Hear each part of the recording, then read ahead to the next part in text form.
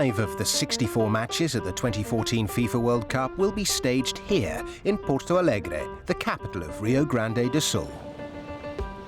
Brazil's southernmost state is renowned for its unique culture within Brazil, and the locals are commonly referred to as gauchos, after the cowboys who once roamed the Pampas region, encompassing parts of Brazil, Argentina and Uruguay. Nós costumamos dizer aqui, here, in the state of Rio Grande do Sul, we often say that we live in a different country. Whilst this is just a joke, it is true to say that gauchos are attached to their traditions. A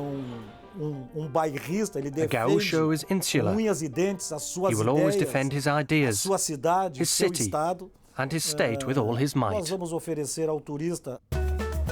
Whilst many of the state's 1.5 million inhabitants may live very different lives to those enjoyed by their gaucho ancestors, there is a widespread movement to maintain and preserve the traditions of the past for the enjoyment of locals and tourists alike.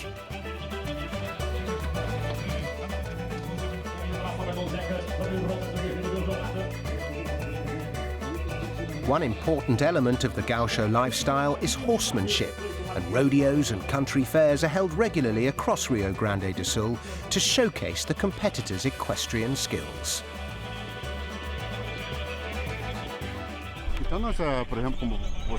This event, this rural event, is a rodeo. And a rodeo has a very special meaning for us and for our traditions, because it showcases exactly what happens on the farms. It highlights the treatment of cattle, the way the livestock is managed.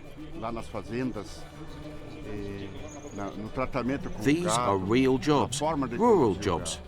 What you see here is the act of traditional gauchos transforming these rural tasks into a form of celebration.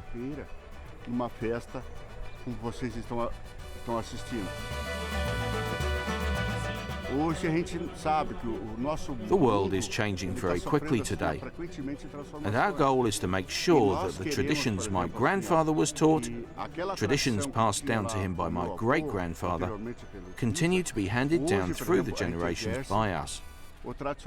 We want these traditions to be maintained, and for this education to continue.